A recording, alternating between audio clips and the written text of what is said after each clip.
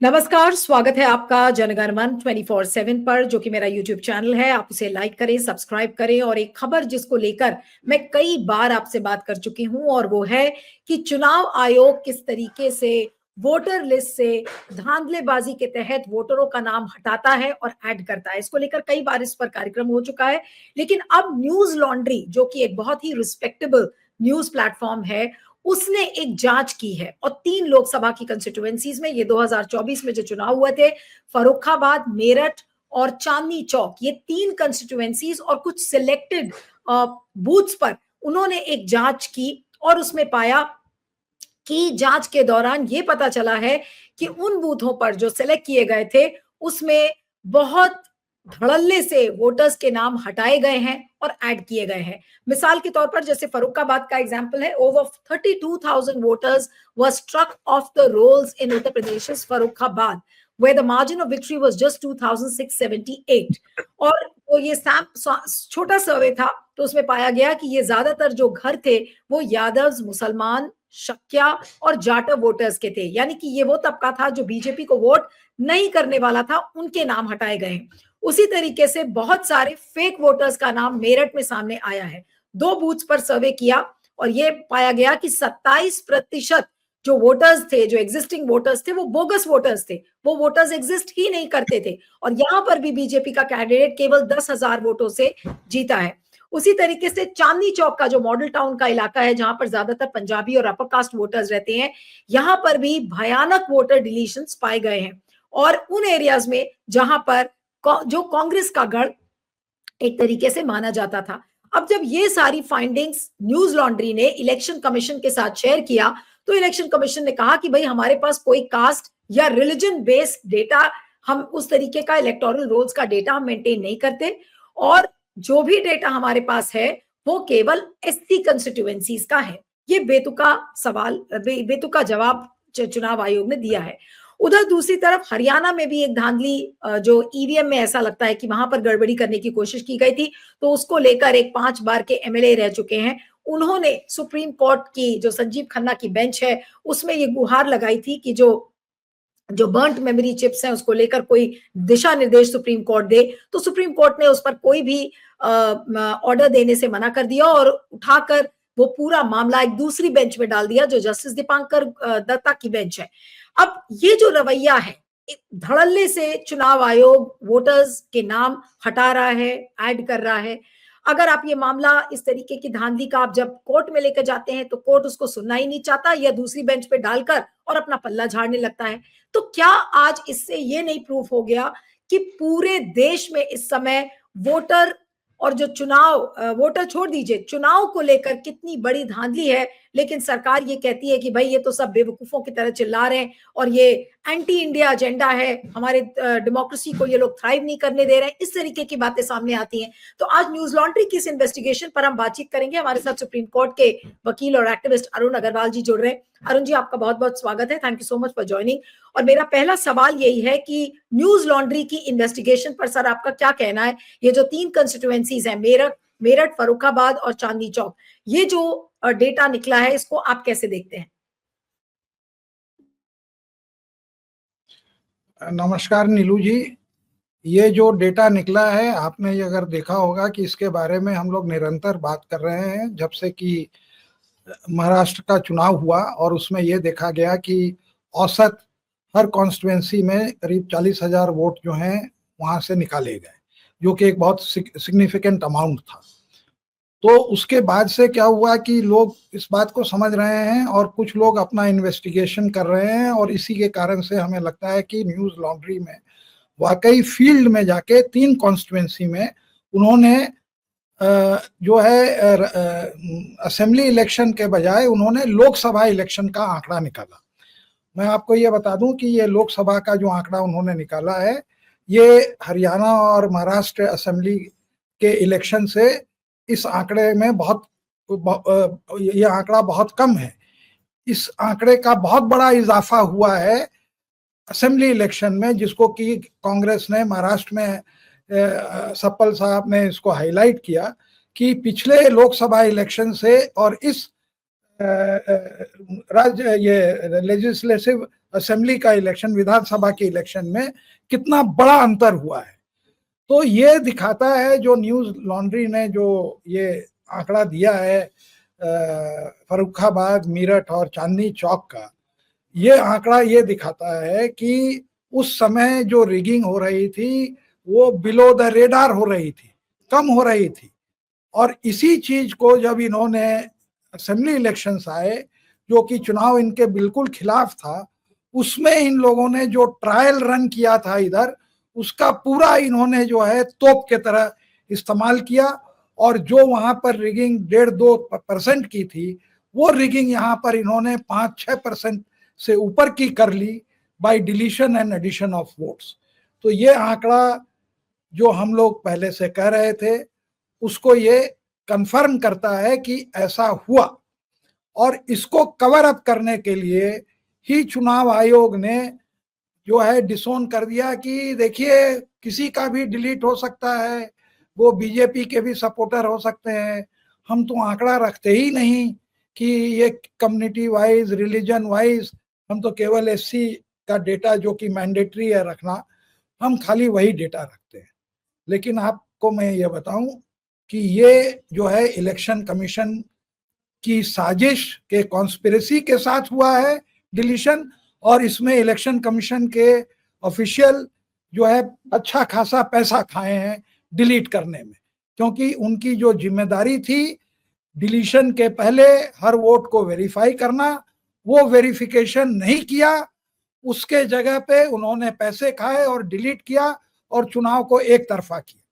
और ये सारा अगर ये लोग मेहनत करें जैसे न्यूज लॉन्ड्री ने मेहनत करी, अगर बूथ वाइज जाए तो उसमें ये पूरी तरह से पकड़ा जाए।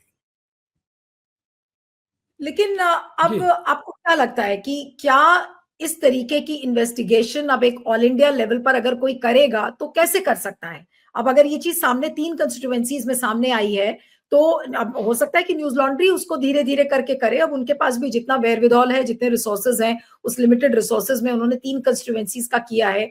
अगर बाकी भी जो न्यूज ऑर्गेनाइजेशंस है, जो ऑल्टरनेट मीडिया की, वो अगर इस तरीके का इन्वेस्टिगेशन करती हैं, तो क्या अगर सब लोग अगर उसको एसिमिलेट करेंगे तो क्या एक बहुत ही ऑथेंटिक डेटा हमारे सामने एक ठोस नहीं आ जाएगा, जिसके बारे में हम और आप इतने दिन से बात कर रहे हैं, महीनों से? देखिए, ये काम जो है बेसिकली जहां पर हारे हुए कांग्रेस के या अदर पार्टी के कैंडिडेट हैं महाराष्ट्र में या हरियाणा में, उन लोगों को करना चाहिए। लेकिन हमें लगता है कि कुछ जगह तो ये वाकई कर रहे हैं। लेकिन एक ये भी फैक्टर होता है कि जो फॉर्म 7 है जिससे कि वोट डिलीट किया जाता है, तो उसमें हो सकता है कि इन लोगों का भी इन्वॉल्वमेंट हो, कांग्रेस ने भी, या जो बीजेपी के अलावा और पार्टियां हैं हो सकता है उन्होंने भी कुछ ऐसी गलत सलत डिलीट कराने की चेष्टा की हो, जिसके कारण अब ये है कि भाई कौन बड़ा चोर, तो उसके ऊपर तो आप जा नहीं सकते। लेकिन एक जहां पर लोग न्यूट्रल लोग हैं या जो कॉन्स्टिट्यूएंसी में जो पॉलिटिकली अलाइन नहीं है, उनका भी उतना ही स्टेक है।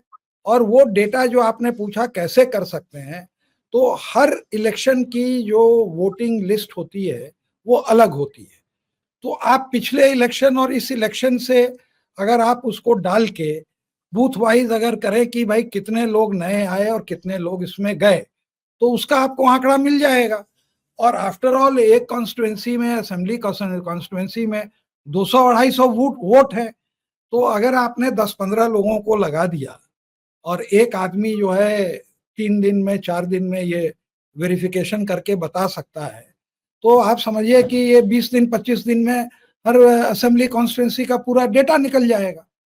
लेकिन अब सवाल उठता है कि चुनाव आयोग से भी आप पूछ सकते हैं कि आपने कितने लोगों का डिलीट किया, कितना फॉर्म 7 है, जो कि ये डेटा जानबूझ के नहीं दे रहे हैं, क्योंकि ये पैसा खा के इन्होंने डिलीट किया है। मैं खुला इल्जाम लगा रहा हूं। जिस तरह से चुनाव आयोग काम कर रहा है, पक्षपात कर रहा है, इसमें कोई दो राय नहीं है। और इस बार ये इतनी जोर पकड़ा गए हैं कि इनके पास अब बहाना ही बनाना है। अगर ठीक से ये लोग साइंटिफिक वे में हर कॉन्स्टिट्यूंसी का इंस्पेक्शन करेंगे तो इनको नाम और पता सब निकल जाएगा और इनको देना पड़ेगा वो डेटा। तो इसलिए ये कहना कि ये जो है इस तरह की धांधली में इनका कोई रोल नहीं है, ये बिल्कुल गलत है। इनका उतना ही बड़ा रोल है। और सुप्रीम कोर्ट ने भी कहा कि अगर 2% से ज्यादा वोट डिलीट या ऐड होता है, वो भी 5 साल में, तो यही एक जो है संदेह का मामला है और इंडिविजुअल वेरिफिकेशन होना चाहिए। तो जब आप एक बार डेटा निकालेंगे, उसके ऊपर अगर आप कोर्ट में जाएंगे, तो कोर्ट अगर पार्शल नहीं होगा, अगर जिस तरह से अपॉइंटमेंट हुआ है, अभी हमने देखा कि जस्टिस यादव के तरह जो है इस तरह के जज नहीं होंगे, अगर इम्पार्शल होंगे तो वो डेटा को इग्नोर नहीं कर पाएंगे और उसमें कुछ ना कुछ जो है इनको ऑर्डर मिलेगा। तो अब ये देखना है कि ये किस हद तक ये जो है चुनाव के हारने के बाद जो है वे मेहनत करने को तैयार हैं। और जैसे न्यूज लॉन्ड्री ने ये डेटा निकाला, वो उन्होंने तो सेलेक्ट कॉन्स्टिट्यूएंसी का निकाला, 3 पार्लियामेंट्री सेगमेंट का, वैसे ही वो हर असेंबली सेगमेंट का जो है वो निकालें और उसके बाद उसको मीडिया के तरह से उजागर करें, जैसे न्यूज लॉन्ड्री ने किया। तो हम लोग डिस्कस कर रहे हैं, अगर कोई कैंडिडेट या कांग्रेस पार्टी निकाल के पब्लिक डोमेन में ये डेटा डालती है और कोर्ट भी नहीं जा रहे हैं उस समय के लिए, तो उस पर अवश्य वो पूरे देश में चर्चा होगी।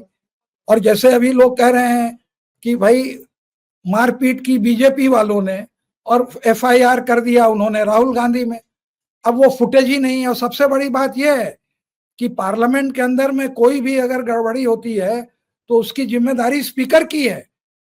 एक बार पार्लियामेंट में, ये पुरानी पार्लियामेंट बिफोर इंडिपेंडेंस थी, तो उसमें मर्डर हुआ था, तो वो जो ट्रायल है वो उसका जो है वो पार्लियामेंट करती है।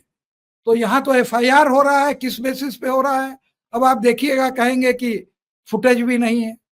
तो ये छोटी लेवल की जो बेईमानी डे इन डे आउट कर रहे हैं, जिसका कि हम वो देख रहे हैं, ये जो है कथनी और करनी में जो अंतर है, ये आरएसएस से ये लोग सीखते हैं कि एंड जस्टिफाइज द मीन। बातें तो लंबी चौड़ी नेशनलिज्म की करो और उसके अंदर में जो है अपना पर्सनल एजेंडा पहले, फिर जो है देश का एजेंडा। इनके यहाँ ठीक उल्टा है। आप अब अभी जाके देखिए, जब से ये लोग आए हैं, इन लोगों की कितनी ज्यादा प्रॉस्पेरिटी बढ़ी है हर तरह से। जमीन खरीदने में, बिल्डिंग बनाने में, हर एक जगह लोगों ने पैसे बनाए हैं। नहीं, लेकिन अरुण जी, ये इन्वेस्टिगेशन है, इससे तो ये चीज प्रूव हो गई है कि राजीव कुमार ने इसको एक ऑल इंडिया मॉडल बना लिया है और बीजेपी के साथ, बीजेपी के सारे पैसे इसी चीज में खर्च हो रहे हैं कि वोटर्स के नाम डिलीट करो, ऐड करो। वो पन्ना प्रमुख को भी पैसे देते हैं, इलेक्टोरल ऑफिसर्स को भी पैसे देते हैं। अब राजीव कुमार को भी खिलाया होगा कितना, मुझे पता नहीं है। राजीव कुमार हर चीज की सहमति के साथ इस समय ये काम हो रहा है और पूरे देश में कि ये एक व्यापक मॉडल बन चुका है। नहीं, राजीव कुमार को पैसे खिलाने की जरूरत नहीं है। वो पोस्ट रिटायरमेंट में उनको एक बहुत अच्छा औहदा दिया जाएगा। तो बहुत उन्होंने मेहनत की है, काम किया है, वो दिया जाएगा, वही कॉम्पेंसेशन है। जब लवासा साहब और गोयल को इन लोगों ने जो रिजाइन कर दिया, घपला देखने के कारण रिजाइन किया, तो उनको चुप करने के लिए उन्होंने इतने अच्छे अच्छे पोस्ट दिए, तो फिर राजीव कुमार को क्या है? लेकिन दूसरी बात यह भी है कि ये ऊपर से नहीं चला है, ये नीचे से चला है। ये शातिरपना जो है आरएसएस और इन लोगों का है, जो इलेक्शन नीचे से कंडक्ट कराते हैं, जो उनके पोलिंग बूथ एजेंट है, वहां से ये चला है। और इलेक्शन कमीशन ने उसमें पूरा सहयोग किया है। ये उनको ब्लेम करना सही नहीं रहेगा। और सहयोग करने का 2 इंसेंटिव था, एक तो पावर का, जो कि ऊपर से नीचे चला रहा था, जहां इनकी डबल इंजन की सरकारें थी, और दूसरा पैसे का। तो जो एडमिनिस्ट्रेशन तो 2 ही चीज से खरीदा जा सकता है, कि एक पावर और फेवरेबल पोस्टिंग, और दूसरा पैसा। तो ये जो वेपनाइज हुआ है वो नीचे से हुआ है। मैं कितना भी हो, मैं इस बात को नहीं मानता कि राजीव कुमार उस ओहदे पर बैठ के पैसे लेंगे। हाँ, ये जरूर है कि पोस्ट रिटायरमेंट उनको एम्बेसडर हो या कोई भी अच्छी पोस्ट हो, कहीं पर एग्जीक्यूटिव डायरेक्टर बैंक का बना दिया जाए, इस तरह का वो किया जा सकता है, और नहीं भी आपने है तो बिल्कुल। नहीं अरुण जी, जो अब इस तरीके के मामले जब धांधलेबाजी के जब आते हैं, अब जैसे ये करण सिंह दलाल ने जो 5 बार के एमएलए रह चुके हैं, उन्होंने जब इस चीज को लेकर जो बर्न्ट मेमोरी चिप्स है उसको लेकर डायरेक्शंस मांगे थे, तो सुप्रीम कोर्ट ने जो संजीव खन्ना जी की बेंच थी, उन्होंने दीपांकर दत्ता को ये पूरा मैटर फॉरवर्ड कर दिया कि भाई अब आप उस दूसरे बेंच में चले जाइए। जुडिशरी इस तरीके की मैल प्रैक्टिसेस को लेकर कितनी सीरियस है या नॉन सीरियस है, या फिर आंख बंद कर ली है, उसको लगता है कि ये ऐसा सेंसिटिव मुद्दा है कि इसमें पढ़ो ही मत? नहीं, देखिए जुडिशरी को तो ये मालूम है जब वो केस जाता है कि अगर हम इसमें ठीक से इन्वेस्टिगेशन ऑर्डर करेंगे तो ये मौजूदा सरकार को इफेक्ट करेगा, ये उनको बहुत अच्छे से मालूम है, और उसके बाद ये ऑर्डर पास करते हैं। और ये भी मालूम है कि अभी जनता में इसके बारे में काफ़ी अवेयरनेस है, और जनता न केवल अवेयरनेस है, अब ये रोड पर आ गई है, अब ये सोर लूजर का मामला नहीं है।